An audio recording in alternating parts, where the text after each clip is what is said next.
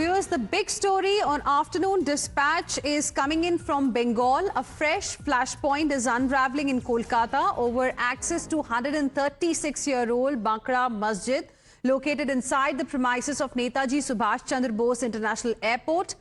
Tight security is being witnessed there outside the mosque ahead of the Friday prayers after TMC leader and Jamiat Ulema-e-Hind's West Bengal President Siddiqullah Chaudhary announced that he would lead worshippers to the mosque to offer namaz. While the organization insists the program will remain peaceful, the administration is on high alert amid ongoing dispute over access to the place of worship. Right now, protesters wearing black bands have reached the site. They are set to protest against the suspension of namaz. Take a look at this report. No comment, no comment, no comment, no comment, no comment, no comment, no comment, no comment. Why are you wearing this black band, sir, today? So you're wearing this black band, may I know the reason for it? I am telling you, go aside. No, I don't know. Please go aside. So were you also there? No, I don't know. So do you should read the namaz at the airport? I am a security person. I don't know. So you know why are they wearing the black band? Nothing. Is this a way of protest? Please don't disturb us. Is this a way of protest? Don't disturb. I don't know. You are looking everything. So that is what I'm asking, sir. Is this a way of protest? So that is concerning national safety and security. आप लोग के airport मस्जिद के अंदर नमाज पढ़ते जाते थे? हाँ, क्यों नहीं जाएंगे। इतना दिन से तो हम लोग जा रहे हैं नमाज पढ़ने के लिए। ये तो आज का मस्जिद नहीं है जो एक दिन 2-4 दिन 5 दिन का मस्जिद तो नहीं है। 136 साल का मस्जिद है ये। पर अभी सरकार बोल रही है कि national safety security airport security के नाते उधर से रिलोकेट करना है वो मस्जिद को। कैसे सोच रखे इसको? देखिए, जो भी सरकार आता है सब सरकार का काम है उन्नयन देखना। खाली मस्जिद और मंदिर को लेके अगर सरकार चलेंगे ऐसे करने लगेंगे तो बहुत दिक्कत वाली बात है। हम लोग का मन का एक दुख है। हम लोग नेशनल सेफ्टी और सिक्योरिटी की भी बात आता है क्योंकि एयरपोर्ट के अंदर है ये। हाँ ठीक है, ये सेफ्टी तो सब सरकार देख रहा है। कौन सा अनसेफ्टी की तरह हम लोग जाते हैं। यहाँ पे हम लोग आते हैं, आधार कार्ड चेक होता है। आधार कार्ड में मेरा जो एड्रेस है बांकड़ा का एड्रेस है, उसी एड्रेस देख के बांकड़ा का ही आदमी खाली जा सकता है, उसके सिवा और कोई आदमी नहीं जा सकता है। मिलिट्री हम लोग को पास में लेके मस्जिद के अंदर तक छोड़ता है। वहाँ पे जब हम लोग घुसते हैं तो ताला लगा देता है, फिर नमाज होता है, फिर मिलिट्री के साथ हम लोग को लेके छोड़ के जाता है। तो और क्या सेफ्टी चाहिए। Let's now go across to my colleague Hridita, who is joining us live at this point in time. Hridita, last we spoke with you, we saw behind you a lot of police deployment to ensure nothing untoward really happens. You also tried to confront the people who have come wearing black bands as a mark of protest. Siddiqullah Chaudhary, in fact, had said that it's going to be a peaceful protest. Can you help us understand how is the situation right now, what's happening, and what is the plan really now?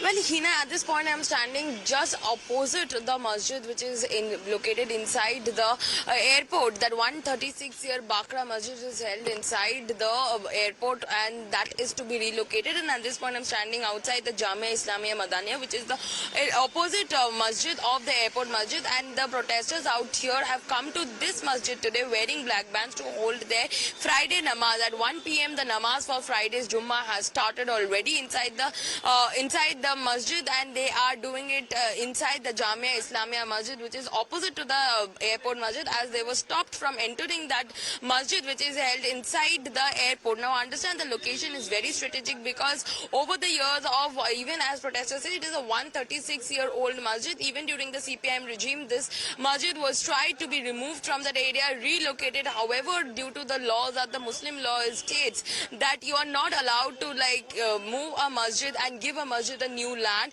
According to that law, that masjid movement has not been possible. The Trinamool Congress regime, the government did not give an ear to the airport authority signing up for a number of times as well. Even after several alerts, they did not give a head to it. However, with the BJP government now coming to function, we see that they have taken a very strict action soon as this national safety and security reasons come up front. They have said that it will be relocated, a new land will be given, but the protesters seem to be not okay with it. They were wearing a black band today and holding this namaz in the opposite masjid of the airport masjid, as the entire area has been cordoned off with bamboo and sticks and everything. There's also heavy deployment. Hridita, request you to please stay on with us. So you're telling us that there is heavy security deployment outside the Bakra Masjid.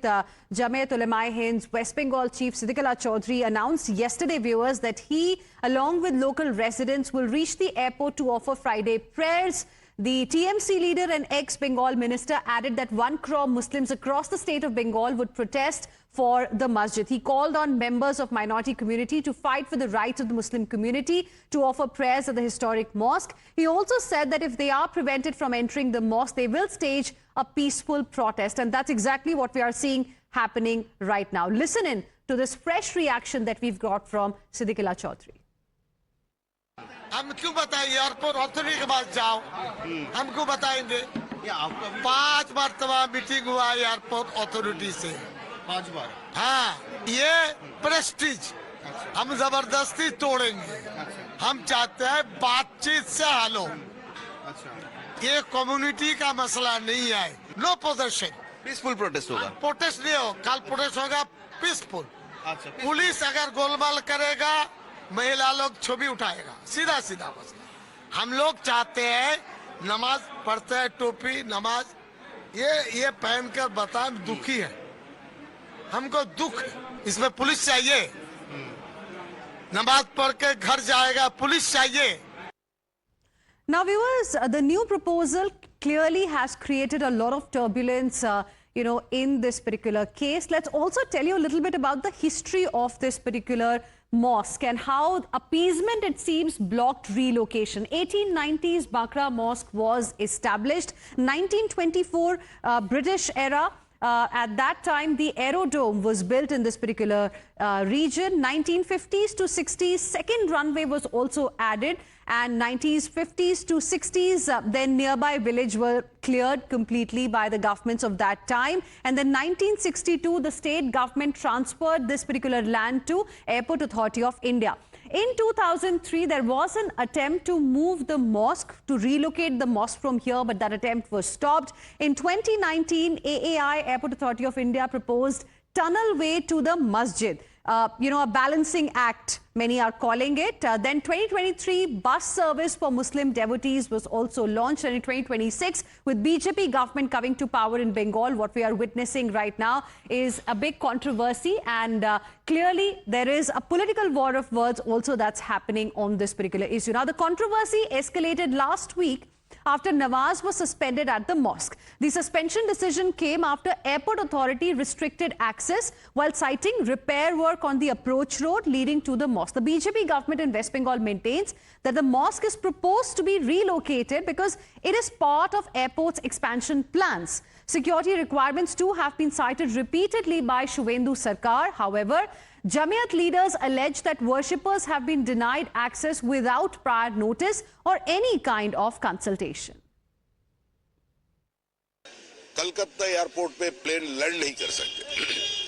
British Airways लिखित रूप में दे दिया। ये उसका मौजूदगी, उसका security के लिए खतरा बन गया, इसलिए ब्रिटिश एयरवेज नहीं आ रहा है।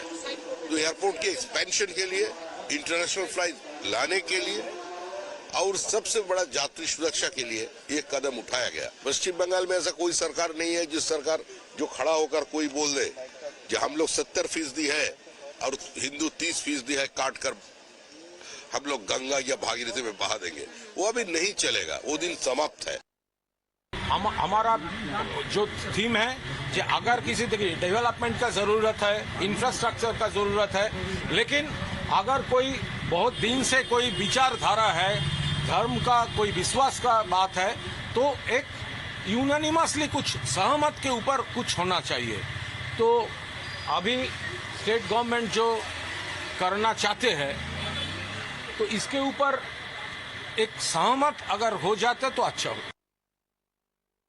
मेरा तो समर्थन है इन लोगों का पीछे, क्योंकि 136 साल से वो बकरा मस्जिद में नमाज पढ़ा जाता है। एयरपोर्ट अथॉरिटी 2 दिन के लिए नमाज बंद किया था, लेकिन उसके बाद नमाज चालू नहीं हुआ। तो इसको लेके लोगों का आपत्ति है, वो प्रोटेस्ट कर सकते हैं। इसके पीछे मेरा पूरा समर्थन है। Viewers, let's now move on and shift our focus to another big story of the day. July 17, 2026, that's today, will be etched in the history of Indian Railways as a milestone. From steam engine in 1853, India moved to hydrogen-powered train in 2026. Yes, Prime Minister Modi flagged off country's first hydrogen-powered train today from Jind in Haryana. It connects Jind to Sonipat. The 10-coach Namo Green Rail will operate on 89-kilometer route, generating its own electricity on board via hydrogen fuel cells. There is no carbon emission, hence great alternative to fight pollution. The only byproduct is water vapor. Designed, engineered and integrated in India, this train has been developed using indigenous technology, and a hydrogen storage and refueling facility has also been set up at Jind for the train set. This train is among the world's longest and most powerful hydrogen trains, and with its introduction, India joins the elite group of countries that already have operational hydrogen-powered trains, and these countries include like Germany, Japan, China and the United States of America. लेकिन भारत की जो ये hydrogen train है, उसके सामर्थ्य के बारे में सुनकर आपको भी गर्व होगा, एक एक हिंदुस्तानी को गर्व होगा। साथियों, जिंद से सोनीपत को चलने वाली हाइड्रोजन ट्रेन दुनिया की सबसे ताकतवर हाइड्रोजन ट्रेन है। सबसे ताकतवर ही नहीं, भारत की हाइड्रोजन ट्रेन सबसे लंबी भी है।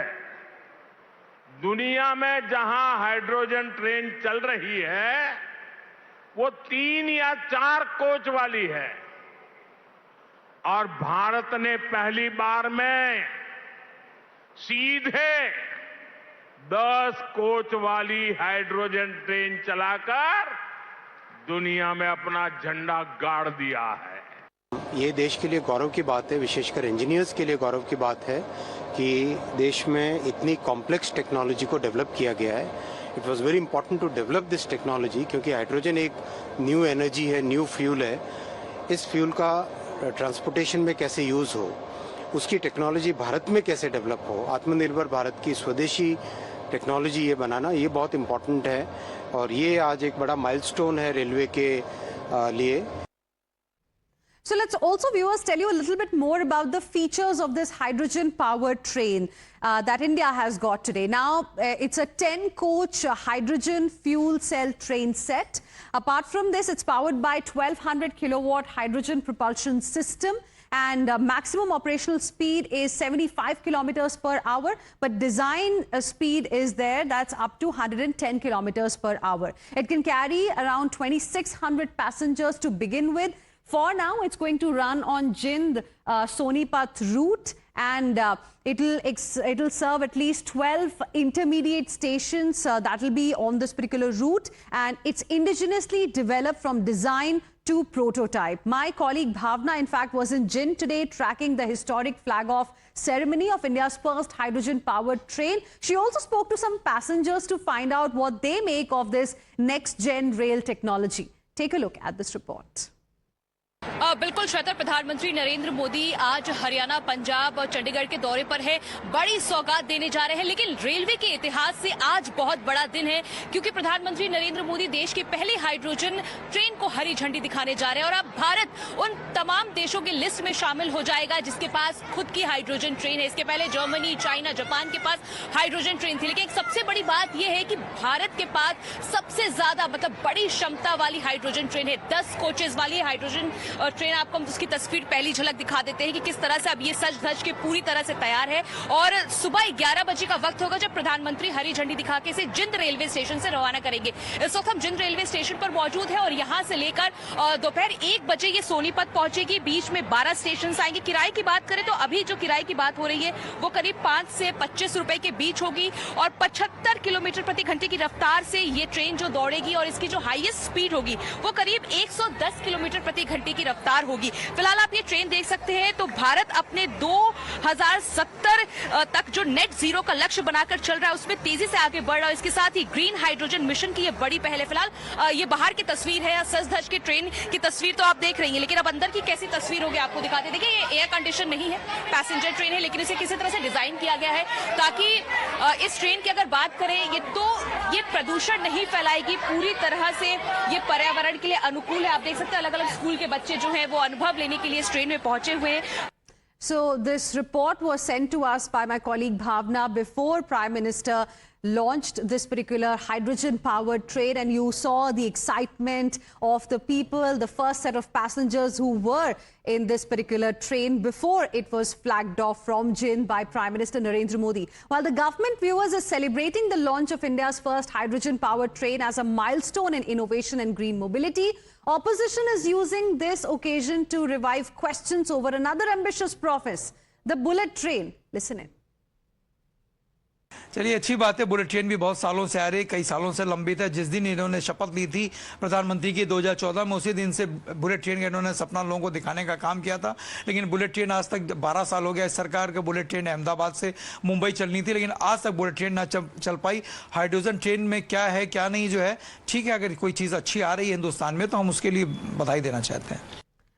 Let's now move on, viewers, and shift our focus to another important story that we are getting right now, and this one is from Ghaziabad. A shocking case has emerged from Ghaziabad where a 15-year-old girl allegedly died after being pushed from the 4th floor of a building by her alleged stalker. Police have arrested the accused, identified as 30-year-old Shahnawaz, and police have added murder charges to the FIR as well. Victim's family alleges that she was being stalked for weeks and had earlier confronted the accused. There was a verbal altercation as well. So this is the latest update that we are getting at this point in time. Priyank Tripathi joining us live right now for more on this. Priyank, shocking case there emerging from Ghaziabad. Yes, Hina, this incident happened yesterday and the police have managed to arrest the key accused in this case. According to the information which has been given after the investigation, the police have identified one accused, Shahnawaz, who was a neighbor of the minor, and he was stalking the minor over the period of few days. This is what the family has told. Yesterday, the girl had gone out from her house, which was a rented apartment, to a nearby shop. While she was coming back, this accused apparently came close to the girl and he pushed her away. During the course of investigation, the accused has denied these kind of allegations, and he has in fact shifted the onus on the victim's family. But the police has rebutted, saying this was a clear case of murder where the accused apparently was stalking the girl, and when she refused, she was pushed from the 2nd floor of the house, which resulted into death. Right. Thank you very much for the moment for joining us with your input on this story. Let's now move on, viewers, and shift our focus to another important update that we have right now. Remember, Times Now brought to you the story of a cancer patient who knocked on court's door to seek affordable treatment. Despite the matter being listed for hearing 58 times, there was no decision from Kerala High Court. Today, in a big development, the top court has taken suo motu cognizance, and top court has asked Kerala High Court to ensure expeditious hearing in this case. Supreme Court has said it will lay down pan-India guidelines for such cases. Supreme Court also stressed that life and liberty matters must be taken up timely. So this is another big story that we have at this point in time coming in from the Apex Court. Supreme Court has asked Kerala High Court to ensure expeditious hearing, and in fact Supreme Court observed that Apex Court was surprised that High Court in Kerala took no decision despite 58 hearings. Let's go across to Harish joining us on the broadcast for more on this. Harish, give us more details. What were the observations by Supreme Court today, and what's the direction now next for Kerala High Court? Yes, that's right. The Chief Justice of India, Suryakant, said that initially he was reluctant to take suo motu cognizance of the matter since High Court was already seized of the matter. But surprised that it is expressed surprise that the matter was fixed for final hearing for 58 times, but nothing has happened. The Supreme Court has said that it is going to direct the Chief Justice of Kerala High Court to ensure that the matter is heard expeditiously and said that after that Supreme Court will issue very significant guidelines, pan-India guidelines as far as matters pertaining to life and essential drugs and life and liberty is concerned. For the time being, Supreme Court has taken cognizance of the Times Now report. In fact, we had reported the plight of the woman who died. Not after she could not access, because it was the medicine, the life-saving drug for breast cancer was unaffordable for her, and after that High Court had taken so much cognizance of it, with a larger interest, because lakhs of women were dying. The hearing was not happening. It was lingering, and no judgment was delivered. Thank you very much, Harish, for the moment, for joining us with your inputs on this story. With this, it's a wrap. Thank you very much for staying with us here on Afternoon Dispatch. Heading into a very short break. We'll be back with more. Stay with us.